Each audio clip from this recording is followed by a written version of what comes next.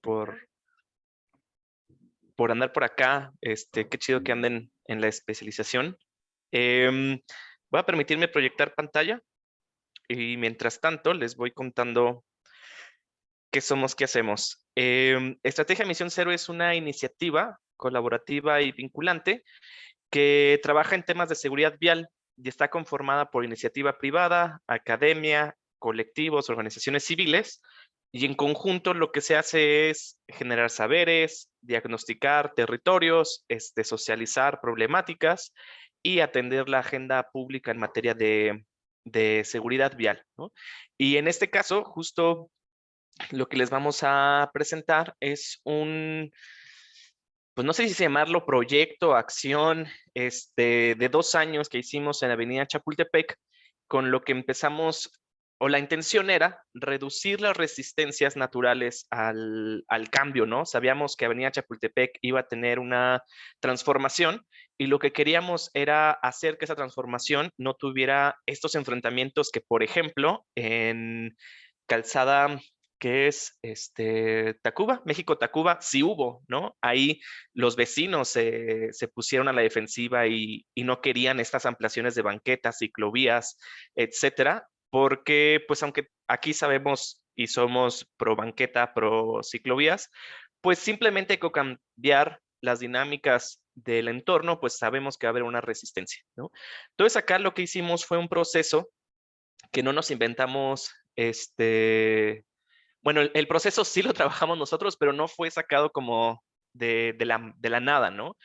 Por ahí un colectivo español ya había estado hablando de urbanismo colaborativo y desde esta idea de que teníamos que escuchar a la ciudad, ¿no? Que para que la transformación en la ciudad sea sostenible, pues hay que medir las opiniones de la gente, comparar las diferentes vivencias desde la vida cotidiana para entonces planificar, diseñar y ejecutar, ¿no? Estas acciones en territorio en favor de todas las personas, pero con ahora sí prácticamente el consentimiento de quienes la viven día a día, ¿no? Esta relación entre los comités vecinales, los transeúntes que en el día al día conviven y se relacionan con las infraestructuras ya existentes, ¿no? Y el problema en México es que la participación ciudadana ha sido concebida como la comunicación y divulgación final de un proyecto.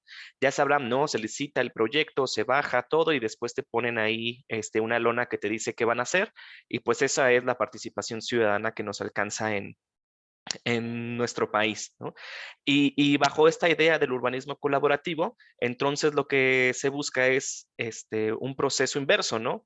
Mientras se esté ejecutando, planificando en papel una obra, pues al mismo tiempo estar escuchando la ciudad a través de la participación ciudadana, ¿no? Para ampliar la visión de las necesidades locales y potencializar el espacio urbano a intervenir. Entonces nosotros lo que hicimos fue justo elegir Avenida Chapultepec y Cuauhtémoc, y lo primero que hicimos fue pues empezar a escarbarle, ¿no? ¿Qué información teníamos respecto a eso? Por ejemplo, número de atropellamientos, las necesidades del entorno, etcétera, ¿no? Y lo primero que hicimos fue pues ir ahí con una lona enorme y entonces le decíamos a la gente que por favor nos escribiera una frase sobre cómo es cruzar este entorno, ¿no? Ahí invitamos a medios de comunicación, participamos con algunos locales que estaban por ahí en el entorno, ahí más o menos como para tantear terreno, ¿no? ¿Qué veíamos, cómo nos sentíamos, etcétera? Y al mismo tiempo, pues estábamos recolectando la información que generalmente ya existe, ¿no? Si algo tiene Ciudad de México es movilización ciudadana muy activa, una academia muy fortalecida, y entonces, por ejemplo, Liga Peatonal, República y Camina ya tenían ahí en miras este crucero, ¿no? Y ya tenían datos de cuántos peatones habían sido atropellados en promedio del año, cuántos ciclistas. Camina lo tenía dentro de su top 10 de cruceros más peligrosos. Mediante la plataforma de transparencia bajamos información de dónde estaban sucediendo los atropellamientos y colisiones en la delegación Cuauhtémoc y encontramos que está dentro de los top 10, ¿no? Y ahí la UAM, con Ruth Pérez, también una investigadora muy chipocluda, tenía una metodología que entonces al evaluar los cruceros de Delegación Cuauhtémoc, ese en particular estaba en el top 5, ¿no? Y con datos del INEGI, pues empezamos a ver cuántas personas en situación de vulnerabilización estaban alrededor de ese entorno, ¿no? Cuántas niñas, niños, personas con discapacidad o personas adultas mayores. Después lo que hicimos fue caminarla el entorno, ¿no? Les dijimos a las organizaciones civiles que conforman a Estrategia Misión Cero, vamos a caminar el entorno y hagamos una auditoría cada organización y veamos qué necesidades hay, cuáles son los puntos buenos o malos, ¿no? Por ahí, pues ya saben, los radios de giro, cuánta es la velocidad del automóvil, cosas que creo que no necesito como platicarles mucho, pero la intención era ver la calidad del crucero, la velocidad de los vehículos, el tráfico, las banquetas y la seguridad alrededor de ellos y empezar a hacer esto que les pongo en las fotografías, ¿no? Como problemas apremiantes, temas que, por ejemplo, son buenos, ¿no? Ahí había una eh, bahía, una potencial, pues, bahía peatonal, había una escuela, la primaria Horacio Mann, que eso nos permitía pararnos, porque entonces, como sabemos, en zonas escolares, la velocidad máxima en las vías tiene que ser de 20 kilómetros por hora, y así empezamos como a destejer cómo es este territorio, ¿no? El siguiente paso era ir con los comerciantes, ¿no? Aquí lo que pasaba es que justo las organizaciones civiles y otras personas que iban ahí a las caminatas, pues ya tienen un ojo muy técnico, ¿no? Y ya estaban diciendo, no, el tiempo semafórico y aquí la línea del deseo, etcétera, etcétera. Y nosotros lo que les decíamos, a ver, vámonos, calmémonos, porque no es nuestro trabajo necesariamente hacer un estudio ejecutivo, ¿no? Un proyecto ejecutivo de la intervención, porque eso ya está haciendo la autoridad. Tal vez nuestro papel más bien es reducir esa distancia entre la población que vive este espacio y las autoridades, ¿no? Para compartir sus inquietudes, etcétera. Entonces, lo que hicimos fue, pues, primero imprimimos un mapa de la zona y nos fuimos al Mercado Juárez, a la escuela y a una plaza comercial que está ahí enfrente, para preguntarles cosas muy sencillas, ¿no? Con una estampita naranja, por favor, ponme en dónde para ti es más difícil cruzar, ¿no? En dónde consideras que hay mayor, significado de violencia en términos vial y en términos de seguridad pública, ¿no?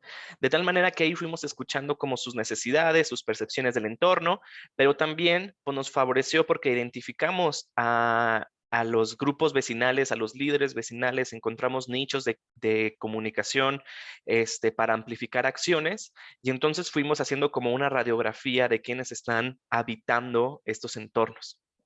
Al final, cuando empezamos a poner esto sobre un mapa, nos percatamos que realmente el ojo técnico de las organizaciones pues está muy acorde a, a lo que nos decían los grupos vecinales, ¿no? Lo que la colectividad en sus distintas corporalidades nos hablaban de cuál era su percepción. Por supuesto, Avenida Chapultepec y Cuauhtémoc era un entorno peligroso para ellas desde este significado de lo público, de la seguridad pública y la seguridad vial, pero en Horacio Mann, enfrente de la escuela Horacio Mann, existe un puente antipeatonal y ahí, si se fijan, había 34 locatarios del Mercado Juárez, que decían que ese espacio era peligroso tanto para, en términos de seguridad vial como seguridad pública.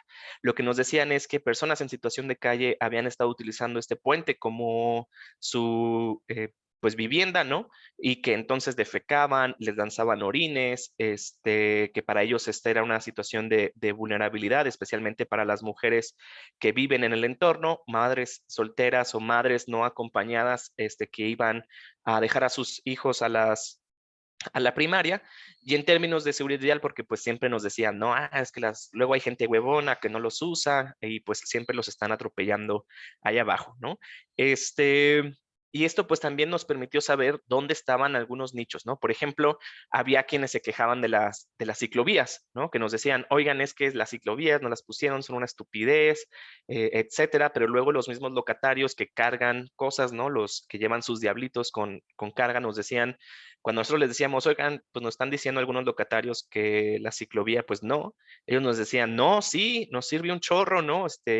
Como justo la banqueta está invadida por la ciclovía, nosotros podemos llevar nuestras cosas, nuestras mercancías. al mercado y entonces para nosotros es prioritario, ¿no?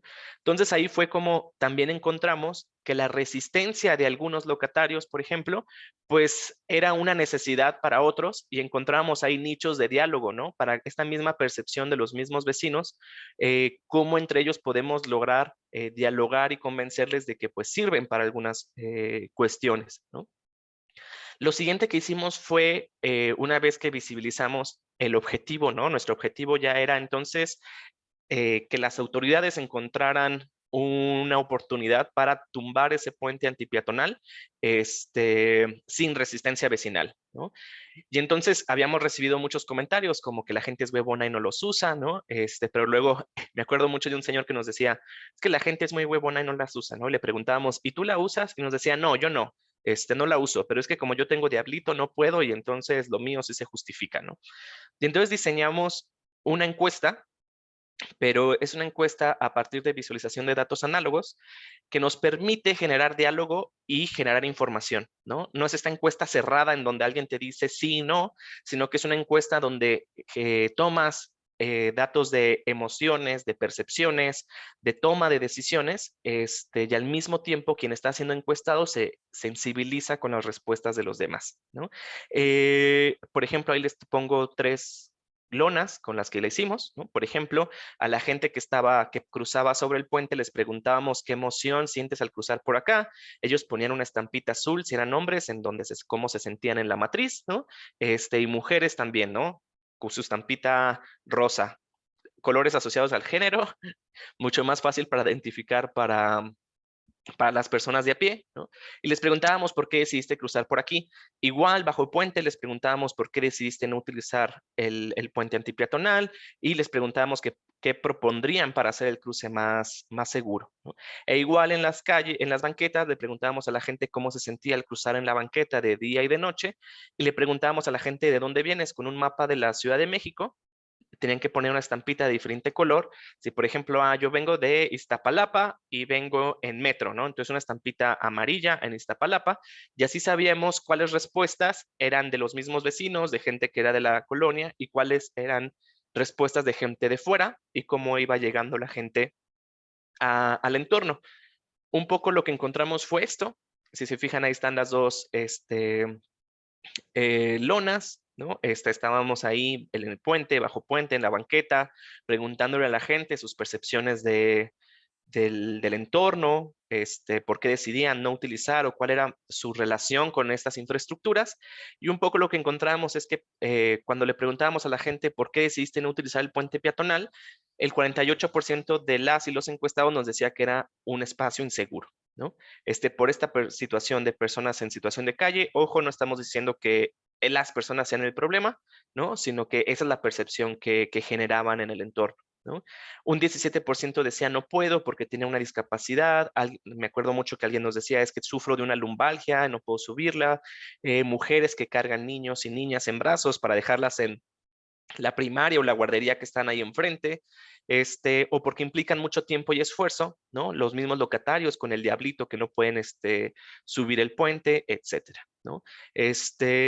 Y cuando les preguntamos qué propondrían para hacer el cruce más seguro, la mayoría nos decía, pues, un cruce con cebra peatonal, semaforizado, ¿no?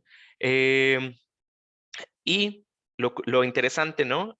Cuando le preguntábamos a la gente que decidía si utilizar el puente, les preguntábamos, nos decían prácticamente dos respuestas, o porque es lo correcto o porque es más seguro que torear el tráfico.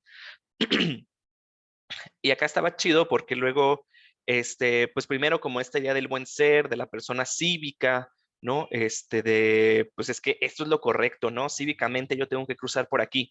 Pero cuando les preguntábamos qué emociones sienten al cruzar por esa infraestructura, tanto hombres como mujeres nos decían inseguro, ¿no? Es decir, aunque sea lo correcto, aunque yo esté entendiendo que es lo que se espera de mí, no me siento bien a utilizar esta infraestructura. Y por ahí también tenemos una anécdota muy interesante, porque entonces me acuerdo mucho de una pareja, un hombre y una mujer, que subieron en el puente y los dos pusieron que se sentían seguros, ¿no? Al cruzar por el puente. Pero entonces la chica vio muchas estampitas rosas en insegura, ¿no? Y entonces me acuerdo que se generó un diálogo con su novio diciéndole, ¿sabes qué? Es que cuando vengo contigo sí me siento segura, pero cuando vengo sola, la verdad cruzo por abajo porque me da miedo cruzar por acá, porque pues ahí hay orines, si te fijas, ahí hay excretas, luego aquí están las personas que me dicen que me acosan, etcétera, y cambió su estampita y la puso en sentirse insegura, ¿no? O sea, esto es lo importante o lo relevante de hacer estas encuestas de datos análogos, así lo diseñamos, porque una encuesta así con un papel, ¿no? Y un lápiz no te permite generar estos diálogos, ni te permite que las mismas personas vean cómo están respondiendo sus vecinas, sus vecinos, los locatarios y quienes caminan diariamente por el entorno, ¿no? También fuimos a la escuela, quisimos hacer juegos con niñas y niños sobre cómo llegaban al entorno, cómo se sentían, etcétera. Y ahí lo que hicimos fue como diferentes estaciones. Las esferitas son las respuestas. Y entonces, por ejemplo, si le preguntábamos, ¿cómo vienes a la escuela? ¿No? Pues, una esferita verde es caminando, ¿no? ¿Cómo te gustaría llegar a la escuela? Pues la mayoría ponía el azul, ¿no? En bicicleta. ¿Y cómo crees que es más seguro venir a la escuela? Pues la mayoría ponía la naranja, ¿no? La del automóvil. Entonces, esto nos daba también una radiografía de cómo visualizan las niñas y los niños el entorno, ¿no? La mayoría llega caminando, la mayoría quisiera llegar en bicicleta, pero su percepción del entorno, ¿no? Con la poca información que tienen a los 6, 10 años, es que lo más seguro es ir en automóvil, ¿no? O sea, desde una temprana edad, el entorno les está diciendo, les está dando un mensaje de que lo mejor para transitar es el auto, ¿no? Lamentablemente, así fue. Y lo que hicimos después fue empezar ya con las intervenciones tácticas. Primero hicimos algunas acciones de bajo costo, hicimos la clausura del puente peatonal, hicimos una cebra itinerante, que es una lona, en justo la línea del deseo para contabilizar cuáles son las personas que están cruzando por abajo y que nos dijeran cómo percibían el entorno una vez que nosotros estábamos ahí como deteniendo el tráfico, ¿no?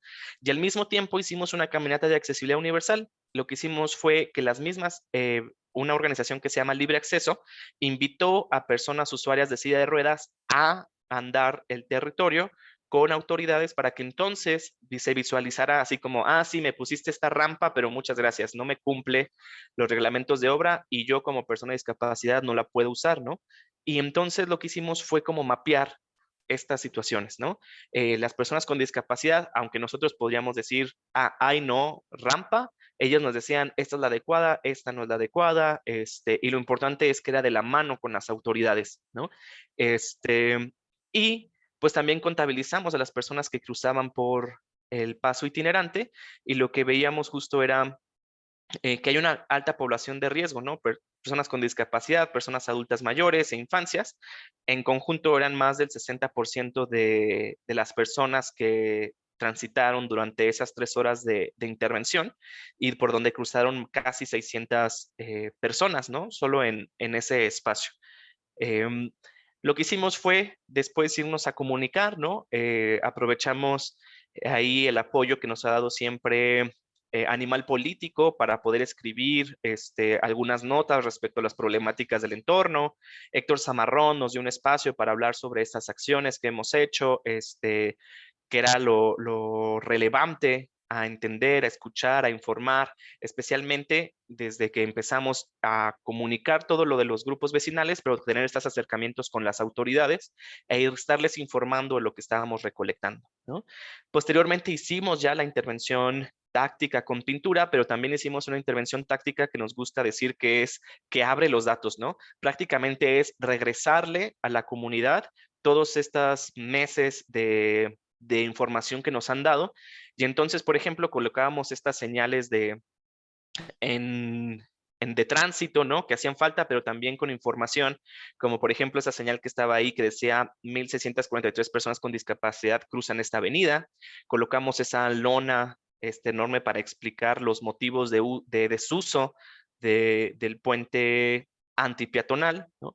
Y además, pues hicimos la pinta de la cebra peatonal con un diseño que también graficaba, ¿no? Estos porcentajes de por qué las personas no utilizaban el puente, para que entonces quienes se estuvieran sintiendo mal por no utilizar el puente entendieran que no son los únicos, ¿no? Que no son esas personas imprudentes, huevonas y todos los adjetivos que les han dado alrededor, sino que hay una problemática infraestructural, ¿no? Del entorno.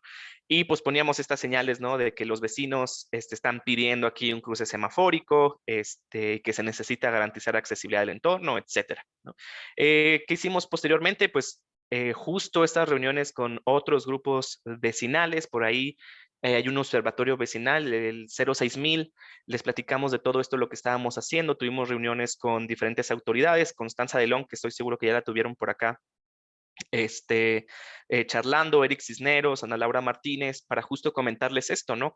Que entendíamos que había un proyecto de remodelación del territorio y lo que nosotros habíamos estado haciendo era hasta mapear y reducir las resistencias alrededor de esta transformación y que pues habíamos logrado que la comunidad entendiera que el retiro del puente peatonal era importante y que la generación de un cruce seguro a nivel de calle era prioritario, ¿no? Para garantizar la accesibilidad y seguridad de todas las personas.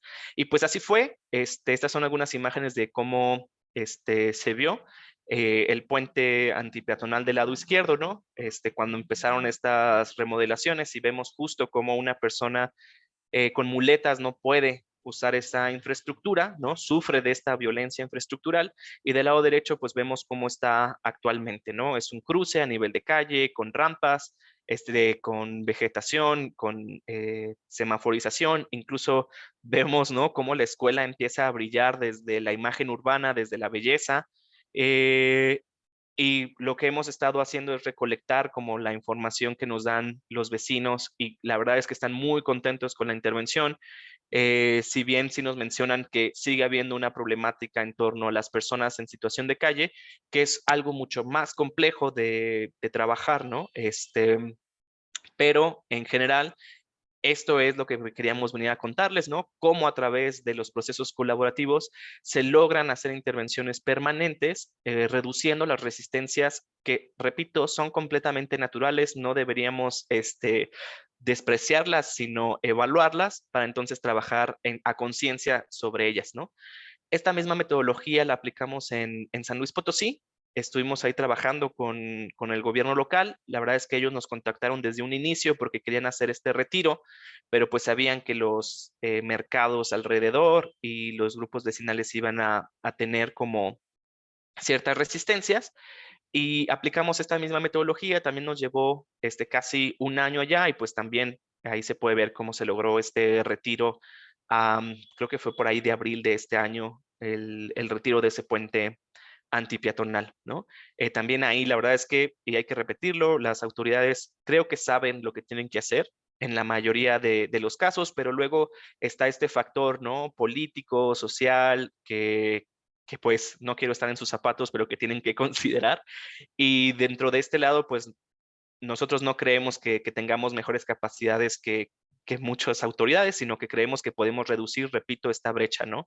Entre los actores que tienen la toma de decisión y los grupos vecinales y locatarios que están ahí. Y entonces la idea es justo esto, ¿no? Que hay que poner la persona en el centro del diseño urbano y de la participación, reconociéndoles, trabajando con ellos, socializando, haciendo diseño participativo, sensibilizando y diagnosticando desde las personas vulneradas por la violencia infraestructural. Y pues importante es saber que cuando trabajamos a esto también tenemos que encontrar modelos innovadores de intervención, ¿no? Que no sean como tan cerrados, tan técnicos o académicos y que nos permita usar la mismo mobiliario que tenemos en el espacio público para entonces regresarle a las personas sus experiencias compartidas, ¿no? Creo que eso es todo. Terminaba con esta frase de que la fuerza te acompañe cuando quieras cruzar una calle sin semáforo, señalética ni pasos peatonales, recordando que justo hace 2 días, ¿no? Fue el Día Mundial del Peatón. Y pues nada, mil gracias, Pato, por la invitación y pues espera de las preguntas, comentarios, etcétera. Hola, hola a todos. Espero me escuche bien ahí. Si no, me dicen. Mucho gusto a todos. Estimado Patricio, muchas gracias por la invitación. Sergio, mucho gusto a todos. Sí, como comentaba Patricio, pues en realidad un poco lo que se va a tratar de hacer en esta llamada, pues es compartirles un poquito la experiencia de este proyecto desde, digamos, pues desde aquí las trincheras de gobierno, que pues como tal, antes de pasar a la presentación, pues les comento que, como lo comentaba Patricio, pues yo he estado, digamos, tanto en el área de Secretaría de Obras, tal cual el área ejecutora de los proyectos, y ahora pues me ha tocado estar más del lado de la revisión de proyectos, tanto de índole peatonal como de índole ciclista en la CEMOVI, ¿no? Como saben, pues la CEMOVI no tiene atribuciones de ejecución de obra, pero justo el enfoque que a mí se me hace interesante contarles es más el tema de la ejecución de obra y sobre todo porque este proyecto personalmente a mí me tocó mientras estaba en Secretaría de Obras, ¿no? Entonces, tengo un panorama un poquito más desde lo constructivo, desde el diseño propiamente del proyecto, pero bueno, también voy a tratar de abarcar un poquito sobre pues, el estudio de movilidad, que evidentemente se tuvo que hacer para la reconfiguración de la avenida. Entonces, pues sin más por menor, voy a tratar aquí de presentar algo, nada más que me dice que no me deja.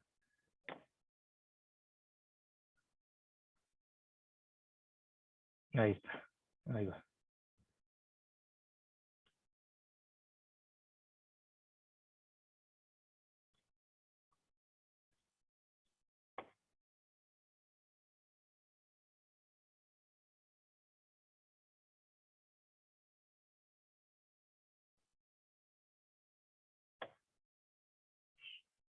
Ahí nada, me confirman que ya se vea.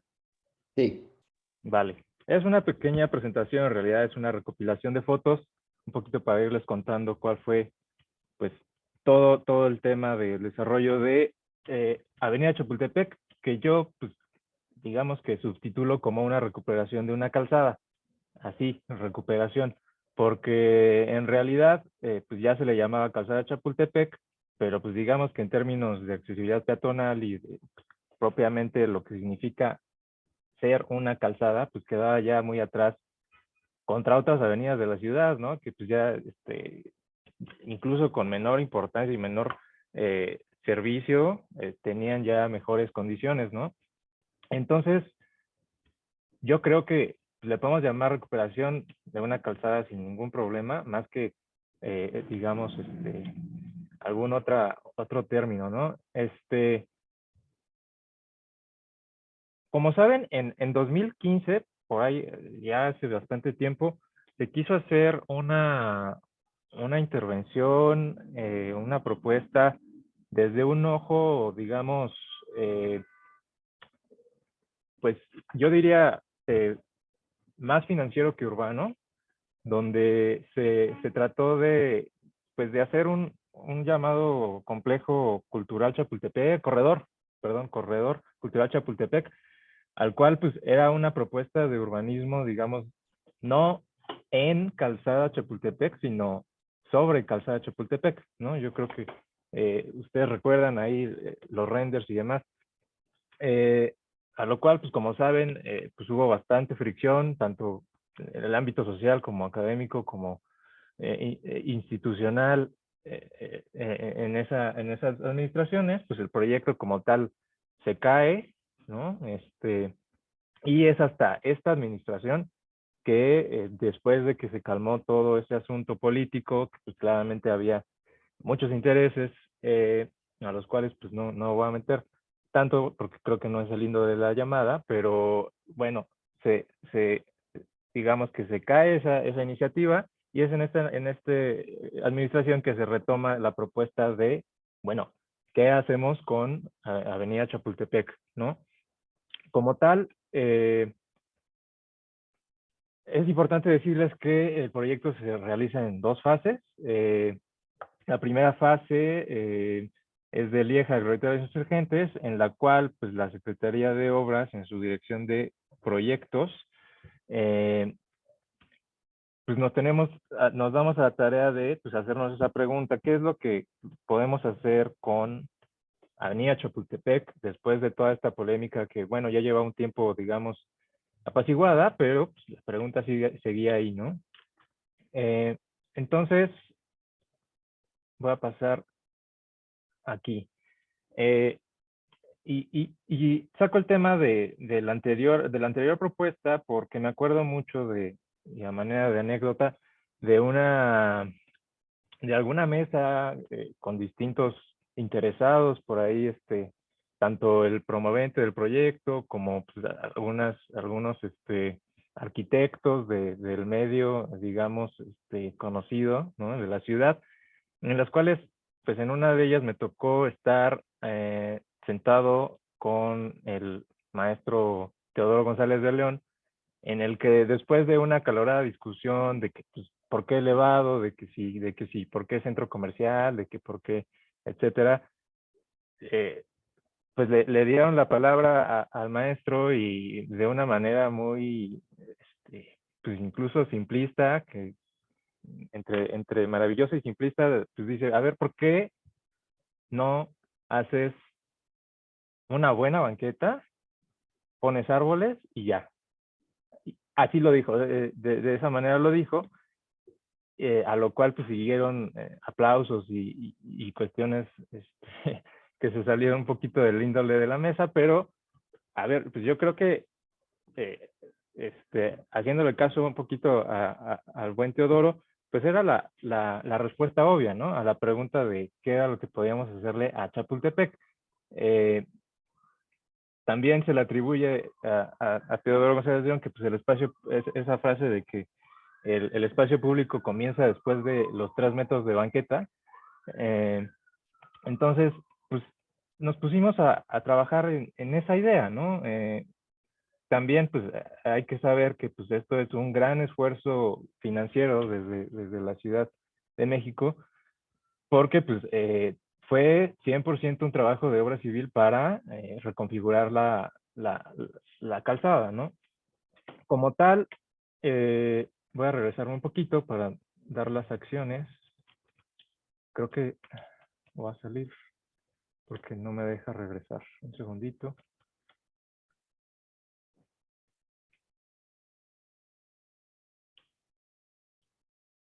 Entonces, pues bajo esa idea, hablando propiamente del primer tramo, se ganaron más de 10,000 metros cuadrados de área peatonal, 3,000, casi 4,000 metros de área permeable, que ahora les voy a hablar un poquito más sobre las tecnicidades de estas áreas verdes.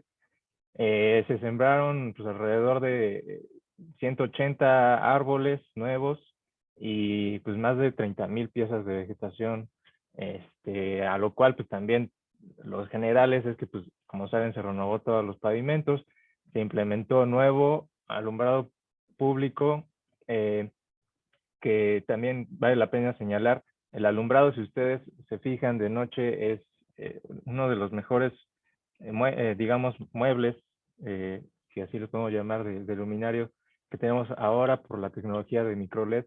Dan muy poca sombra y iluminan bastante bien. El mobiliario urbano, como son los racks de bicicleta, además de pues el grueso de la intervención que esto debería estar arriba en la lámina, las adecuaciones geométricas que se le hicieron a la calzada, ¿no? Hablando propiamente de la geometría. Bueno, además acompañado pues de todo, la señalización vertical y todo el balizamiento horizontal en la calzada y lo que les comentaba de las jardineras, de las áreas verdes, que son infiltrantes. Ahora les voy a platicar un poquito más de ese dato de este tipo de jardineras. Entonces, bajo esa idea es que se implementa esta fase 1. Seguramente ustedes ya todos la han caminado, la conocen, en la cual pues se habilitó y se hizo, lo más importante que hay que decir es que pues es más allá de una rehabilitación de banquetas por precolados, caros, que se puedan ver bien, pues es un diseño de pacificación en el sentido vehicular para dar pues una calzada digna y 100% amable al peatón con ese enfoque, ¿no? Como tal, sí les comento que pues incluso pues en ideas de qué, bueno, qué le podemos hacer a la calzada, también pues no fuimos, digamos, dictatoriales, ¿no? En el sentido de, bueno, pues nosotros somos los que decimos y nada más, ¿qué podemos hacer? Sino pues nos sentamos justamente con este tipo de actores, también escuchamos a sociedad civil, pero en una de esas mesas, incluso se platicó con el arquitecto Kalach, en el cual pues él, seguramente ustedes ya sabían, traía una propuesta sobre todo Chapultepec y demás, a lo cual pues nosotros tuvimos la atención de pues, conocer la propuesta más a detalle, y de la cual pues retomamos algunas cosas, otras hay que decir que eran, digamos, un poquito difíciles de cumplir en términos técnicos. Eh, Se proponía, por ejemplo, bueno, desde mi punto de vista hubiera estado padrísimo, pero eh, se proponía la cuestión de implementar todo el camellón, de llenarlo de ahuehuetes enormes, como se parecían en los renders, a lo cual pues en la primera mesa que nos sentamos con Metro, pues nos dijeron que evidentemente no era posible, ¿no? Excavar más de lo que tiene de peralte la carpeta asfáltica, porque pues, tenemos instalaciones de línea 1, tenemos y bueno, aparte pues el tema de agua que necesitan este tipo de árboles, pues iba a ser bastante complicado. Pero bueno, tomamos algunas otras cuestiones a cuenta. También se había propuesto, digo ya en una cuestión más arquitectónica, se proponía este tipo de piedrín, el que se alcanza a ver del lado derecho de la pantalla, como pues al arquitecto le gusta hacer sus banquetas. Ustedes conocen seguramente las banquetas de Biblioteca Vasconcelos, ¿no? Ahí en Buenavista tiene este tipo de piedrín. Se proponía que, bueno, que fuera completamente este arreglo, a lo cual pues también nos sentamos, como retomando el tema de que no nada más es decisión de Secretaría de Obras, pues nos sentamos con Sedubi, con las instancias que pues revisan el tema de accesibilidad peatonal, y pues no les pareció tan buena idea que, por ejemplo, este tipo de piedrín estuviera en rampas que son pues, muy utilizadas por sillas de ruedas, personas invidentes y demás, y que podían causar un accidente. Pero bueno, tomamos esta franja como para alinearla a paramento y dejar pues una buena circulación que fuera 100% accesible, como se puede ver, ¿no? En el lado, y me gusta esta imagen porque es una especie de corte en la que se ve pues, el tipo de programa que tiene la calzada, ¿no? Como tal, sí es importante comentarles que tiene una índole, digamos, incluso ambiental, ¿no? Las jardineras que les comentaba no son jardineras de 30 centímetros de tierra vegetal, en donde pues, solamente caben este tipo de agapandos, sino que son jardineras infiltrantes. Eh, Llevan por lo menos 1,5 metros de excavación y de mejoramiento de tierra, en el que ahora les quisiera mostrar un detalle constructivo, en el que se empieza con capas de concreto ciclopio, cascajo, después gravilla, etcétera, para que sean un instrumento de recarga de aguas pluviales. Es decir, cuando ustedes caminen por Avenida Chapultepec, si ustedes ven las, las jardineras inundadas, es totalmente intencional. Es decir, hay que acordarnos de que pues, parte importante de las áreas verdes en esta ciudad es el que sirvan de recarga y de amortiguador para que pues, propiamente no se inunde ya sea o la vía de servicio vehicular o la banqueta, sino que esas áreas verdes sean, digamos, el receptor, la alberca en la que va a estar inundada hasta que poco a poco se infiltre y justamente llegue al subsuelo. Entonces esa es la intención de estas jardineras que ocupan, como ven, pues bastante espacio de banqueta, pero pues tienen esa justificación, ¿no? O esa tarea, ¿no? Y esta foto también me gusta porque, pues, como en las anteriores fotos, pues hay que recordar que cuando hacemos este tipo de intervenciones, pues es muy propicio a que uno diga, no, es que pues si la extiendes demasiado, se va a llenar de ambulantaje, se va a llenar de cuestiones y pues eh, nosotros creíamos que pues hay cosas que se pueden ordenar y cosas que no. O sea, cosas que son propias del diseño y cosas que son propias de la vida cotidiana de la ciudad. Y pues como sabemos, hay bastantes comercios, tenemos las entradas de metro y demás, a lo cual pues tenemos la tarea pendiente, tanto nosotros como gobierno central, de pues darle lugar a este tipo de dinámicas de población que pues tiene su fuente de trabajo ahí y que pues es parte de la vida pública y del espacio público, ¿no? El que se pueda y que haya el espacio para que unas personas puedan poner su mesa, sus bancos y aún así la calzada funcione en términos accesibles y de circulación peatonal, ¿no? Lo mismo con esta foto, pues es algo vieja, pero cuando todavía teníamos este tipo de bicicletas que teníamos la infestación de bicicletas, pues incluso pues no le pasaba nada a la calzada por el tema el propio ancho que tenía, ¿no?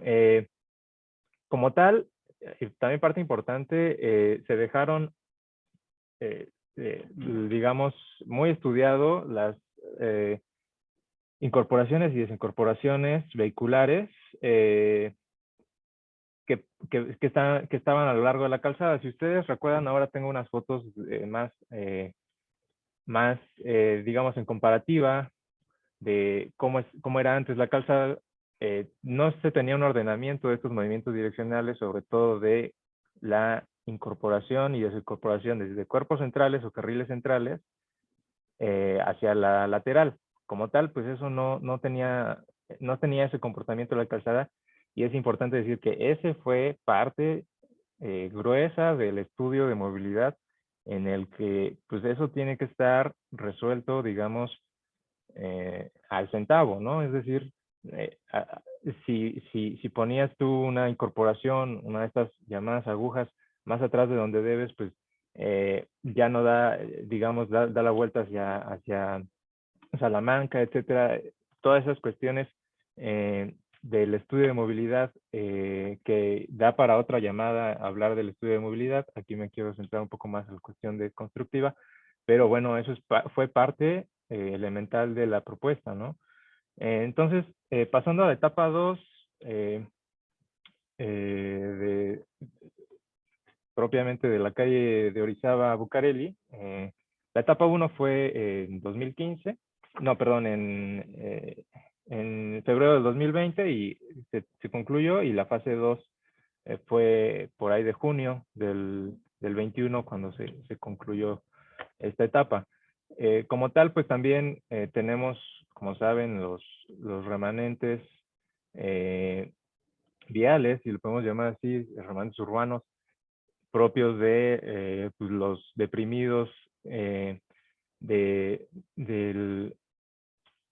de Avenida Insurgentes y demás, que pues también fueron parte de la recuperación. Como pueden ver, como tal, tampoco teníamos la posibilidad de que fuera pues un área en el que podamos implementar el sembrado de arbolado, de grandes sucesos arbóreos, por el tema pues, propio de la losa estructural, del gálibo y demás.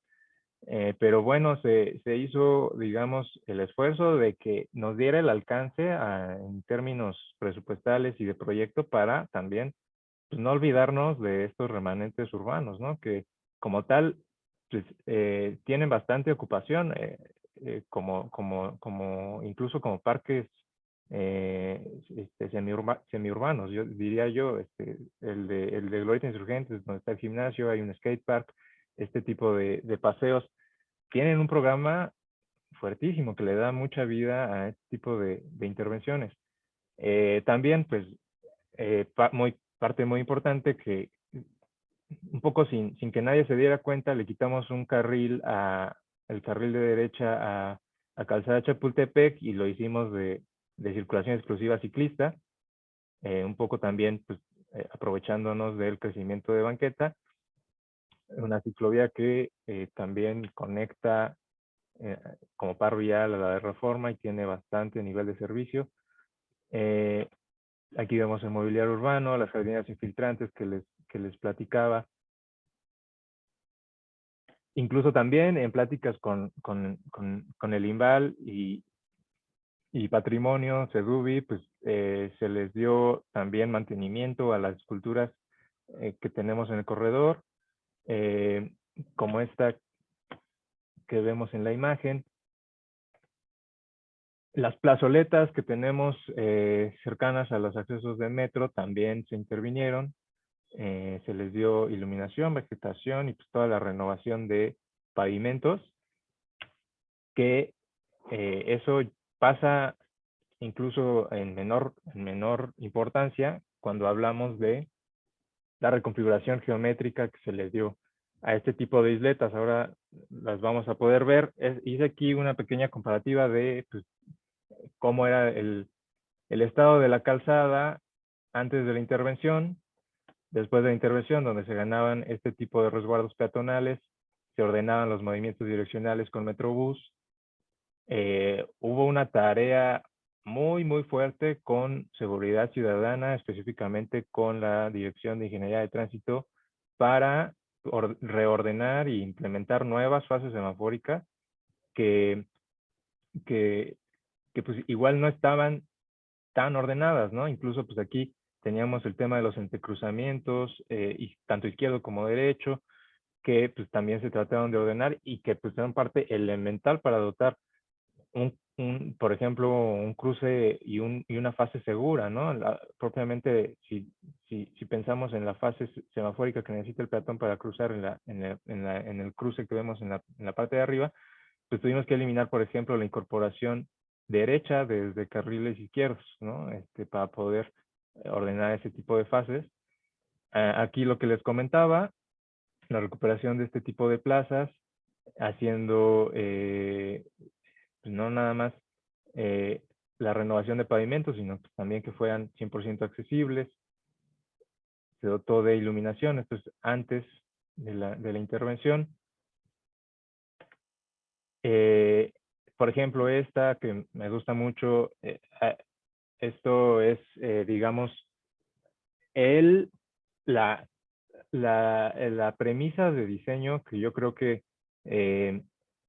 lo tenemos que entender más como un método. A ver, aquí la cuestión es que una calzada donde tenemos baja velocidad, 50 kilómetros por hora como máxima, 40 en laterales, y tenemos tanta cruce de transversales, pues no había sentido de que sus transversales fueran de vueltas rápidas, ¿no?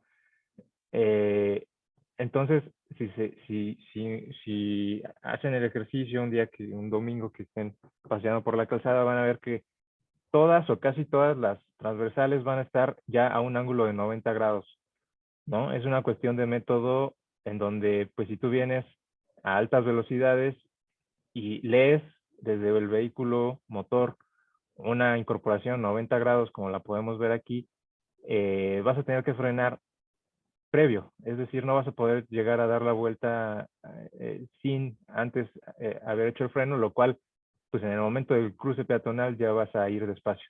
Esa es la cuestión de método y por eso digo que lo tenemos que entender como una cuestión metodológica en el diseño urbano para la pacificación, ¿no? Otra de las cuestiones que me parece platicaban, pues era el tema de los cruces. Tenemos aquí la línea de deseo para dar servicio a metro.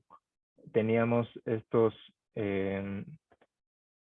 bonitos puentes peatonales que, como ven, pues este era el estado actual. Se retira y se hace el cruce formal y semaforizado en frente de la estación Cuauhtémoc.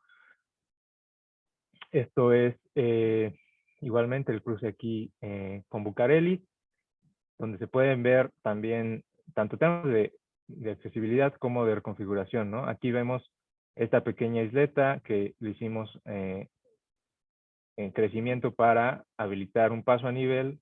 Apenas se alcanza a ver en la imagen, pero es un paso a nivel en rebo y ganamos esas geometrías. Esto es lo que les comentaba, la cuestión técnica vial de las incorporaciones y descorporaciones. Fue ahí, me acuerdo, difícil dar con exactamente en dónde tenían que estar y cómo tenían que estar, a qué ángulo, a qué velocidad y cuáles iban a ser propiamente las soluciones de geometría para que no tuvieran ningún problema tanto de visibilidad ni de operatividad, ¿no? ¿No? Cuando pues, se incorpora este elemento sólido para separar carriles laterales y centrales, se tiene que estar totalmente estudiado ese tipo de movimientos. Aquí vemos cómo era antes la calzada sin ningún tipo de ordenamiento de carriles.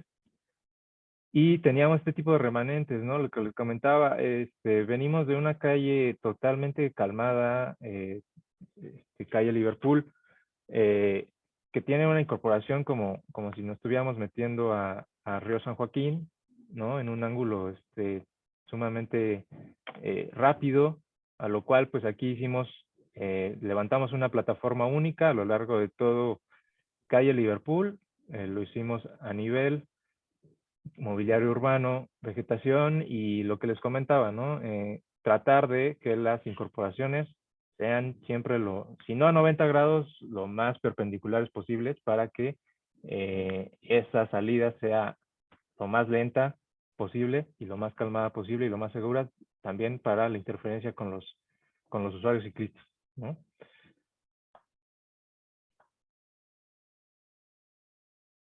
Estos son algunos de los cruces seguros que se implementaron. Esto es el antes de ese mismo cruce. Y bueno, nada más, yo les quisiera rápidamente enseñar algunos de los planos como tal que trabajamos desde la Secretaría de Obras y me gusta enseñar los planos porque ahí es donde se ve, digamos, pues propiamente también la geometría, el trazo, también como en un ejercicio ¿no? Se alcanza a ver en líneas rojas el estado actual. Este es el estudio de las calles perpendiculares, ¿no?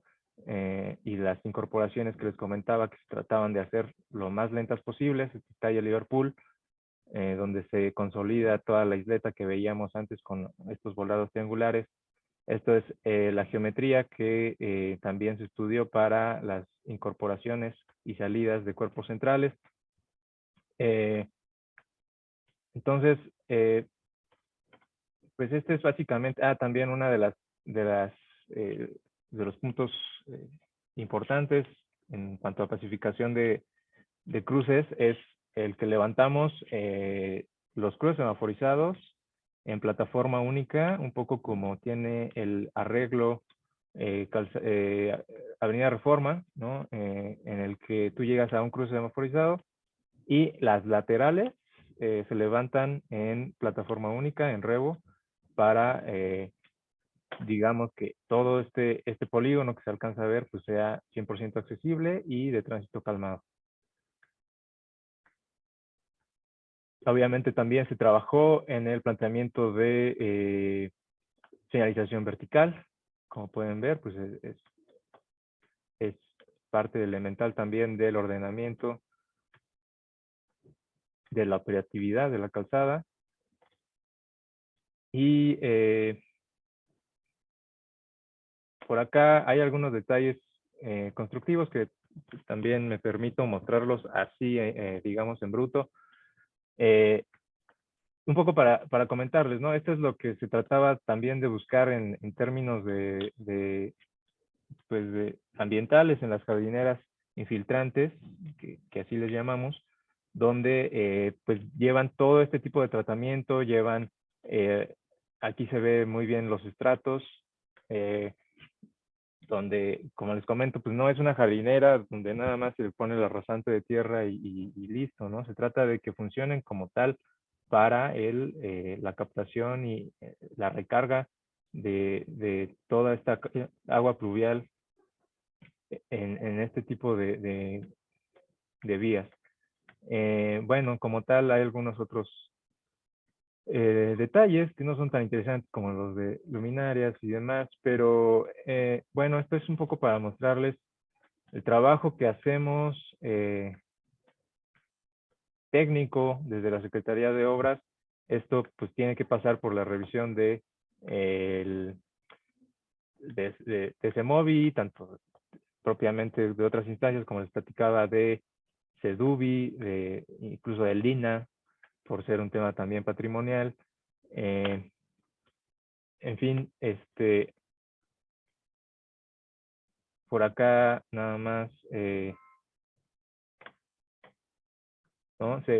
Dejamos esto también, me gusta bastante, se puede entender en los planos, como si se alcanza a ver en las líneas rojas, teníamos la geometría, digamos, pasada, pre-intervención, y esto es lo que se ve muy claro cuál era la intención, ¿no? De crecimiento, el sembrado de mobiliario y demás, ¿no? Pero bueno, esto es básicamente lo que se trabajó. En ese momento, como les comentaba, yo estuve en el desarrollo del proyecto ejecutivo y de seguimiento de obra propiamente en la Secretaría de Obras, ¿no? Ahora me toca estar del lado de la revisión y digamos, opiniones técnicas en CEMOVI. Entonces, pues bueno, esa era un poquito contarles la experiencia, cuál fue la intención propiamente de la intervención. Entonces, pues ahora sí, pues no sé si haya alguna duda, comentario. Bienvenidas sus preguntas en el chat.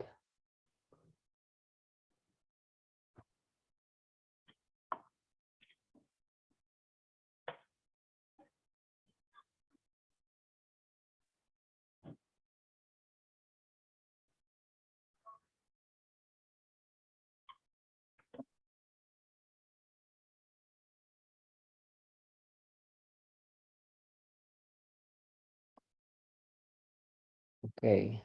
¿Quieres tú leerlas, Manu, o te las leo? Sí, aquí las veo. Carla Alcántara me pregunta sobre el tiempo de ejecución. Sí, el tiempo de ejecución normalmente, bueno, si nos vamos por fases, la fase 1 se licitó, si no mal recuerdo, en septiembre, más o menos del 19, y propiamente por términos administrativos, como son las partidas presupuestales de finanzas, se tiene que ejercer ese monto en el año en que se licita. Es decir, que si se licita a mediados de año, pues tienes lo que resta del año para terminar la obra. En cuanto a cuestiones administrativas, toda la compra y digamos, las estimaciones que tiene que hacer la empresa, en dado caso ganadora de la licitación. Y como pasa muchas veces en la obra pública, pues, por ejemplo, la fase 1 se termina hasta febrero del otro año, ¿no? A veces, pues es, sobre todo por el alcance de obra civil, que es lo más tardado y lo más complicado, ¿no? En este tipo de intervenciones, pues se pueden alargar estos tiempos, a los cuales, pues, evidentemente no es una buena práctica, pero también es muy complicado el poder dar, a veces, justamente terminar en el año corriente, ¿no? Entonces, contestando tu pregunta, es en las dos fases. Se licita a mediados de año, por agosto, septiembre. Bueno, ya un poco rebasa, pero esos es los meses de licitación, y se tiene esos meses para ejecutarse. Normalmente se extiende un mes más este tipo de obras, ¿no? En lo que salen más preguntas, sé que a propósito elegiste no hablar del estudio de movilidad, pero yo creo que de aquí es de donde te podrían preguntar todavía más. ¿Tú tendrías la posibilidad de hablarles un poquito de cómo decidiste, o sea, de números generales, viendo aforos peatonales, ciclistas vehiculares y la toma de decisiones que llevó? ¿Tienes posibilidad de contarnos un poco de eso? Sí, sí, sí, justo antes de pasar eso, nada, respondo a esta pregunta. Dice, ¿cuál fue el modo de financiamiento del proyecto? Presupuesto participativo o destinado a obras por la alcaldía. No, ninguno de los dos. Son montos que asigna Secretaría de Finanzas a Gobierno Central, en este caso Secretaría de Obras, en el cual pues ya se tiene una agenda de proyectos como tal. Pues puede venir la agenda desde la misma Secretaría, desde otras instancias como puede ser la CEMOVI. En este caso era también interés de la jefa de gobierno, el secretario de Obras, pues rehabilitar esta calzada, que como lo comentaba en el inicio de llamada, pues ya teníamos como esa tarea pendiente, ¿no? De qué podemos hacer a la calzada. Y es que entonces, en términos presupuestales, se hace la requisición a la Secretaría de Finanzas, se asigna el monto a Secretaría de Obras, y Obras es la instancia quien tiene la obligación de licitar con un proyecto ejecutivo la obra para, en este caso, determinar un ganador y que ejecute, ¿no? Entonces, bueno, respondiendo eso, sobre el tema del estudio de movilidad, sí, en realidad, este tipo de intervenciones que son tan grandes obtienen cierto grado de complejidad desde lo técnico. Como parte de la licitación o del estudio, se subcontrata este tipo de estudios de movilidad y de ingeniería de tránsito. En este caso fue así. Hay algunos proyectos de menor alcance que se pueden trabajar desde el gobierno en las cuestiones de estudio, y propiamente la Secretaría de Obras sí puede hacer, digamos, un diagnóstico. De hecho, pues en uno de los alcances de la licitación hay un dictamen de factibilidad que tiene que entregar como tal, pero el robusto del estudio de ingeniería de tránsito, en este caso, y en casos de este tipo de proyectos, se subcontrata. ¿Qué es lo que viene y qué es lo que pedimos en esos estudios de movilidad? Pues primero la etapa de levantamiento de diagnóstico, tanto de aforos peatonales, aforos ciclistas, aforos de tipo de tránsito, digamos, por discriminación vehicular, qué tipo de vehículo, de carga, de transporte, cuáles son las rutas, si es concesionado, si es, digamos, ruta libre, si son servicios particulares. Esos son aforos, ¿no? A los cuales hay todo, pues, un formato de qué días se tienen que levantar, cuántas horas y demás, ¿no? Con estaciones establecidas. Hay otro tipo de aforos que son de movimientos direccionales, que también fueron, como les comentaba, totalmente críticos para el diseño de los elementos que separan los carriles centrales y laterales, en el que se observaba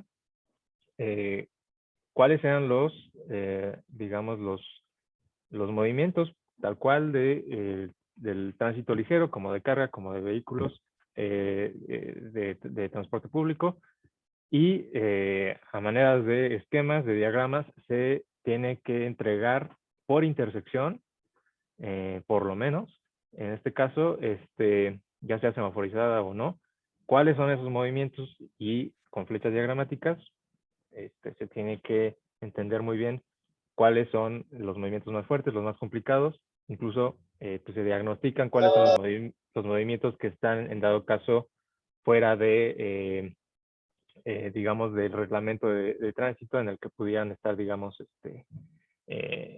infringiendo en vueltas en U y demás, ¿no?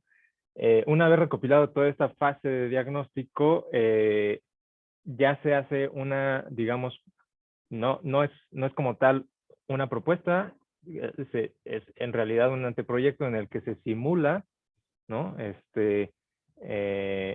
A distintos grados, ¿cuál sería, digamos, los escenarios en términos de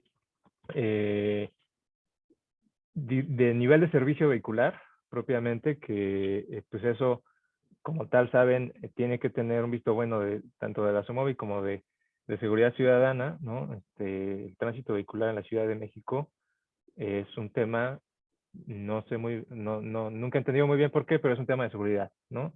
Entonces, el tema cuál es el nivel de servicio de una calzada, se tiene que hacer una simulación. Hay distintas metodologías para hacerlo. En este caso se simuló el separar los carriles con un elemento sólido, vegetativo, y con ya simulando las trayectorias de las, digamos, salidas y entradas a laterales y centrales, de lo cual se hace la modelación y nos da un resultado en escala de, bueno, el estado actual estaba en esta calificación. Con la intervención vemos que no tiene afectación, digamos, propiamente al nivel de servicio vehicular, sino es que una mejora. Difícilmente el tipo de intervenciones donde se busca la seguridad peatonal, donde estás ensanchando banquetas, creando orejas, vas a tener un mayor nivel de servicio. Eso, digamos que no tendría que pasar. Pero digamos, si estamos en el mismo nivel de servicio o un poquito abajo, sopesando beneficios, pues se determina como tal, en una opinión técnica a través de ese móvil de seguridad ciudadana, de las dos, que el modelo cumple y que se puede seguir con un proyecto ejecutivo, ¿no? Entonces, no tengo aquí para enseñarles los documentos de los estudios, pero es un estudio muy, muy extenso con muchos planos, muchas gráficas, muchos diagramas de los movimientos direccionales que, bueno, yo traté de enfocar la presentación en el ámbito constructivo, pero bueno, les platico a grandes rasgos que eso es lo que se tiene que estudiar en este tipo de proyectos, ¿no?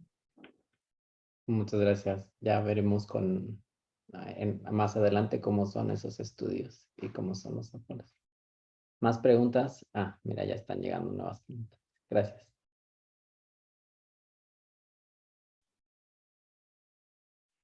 Daniel Alfaro, ¿cómo estás? Nos conocemos de ahí de algunas intervenciones en Iztapalapa. ¿Cuáles son los criterios para definir las ubicaciones de las calles que van a intervenir con este modelo? Digamos que hay prioridades en cuestiones de agenda que pueden ser desde una índole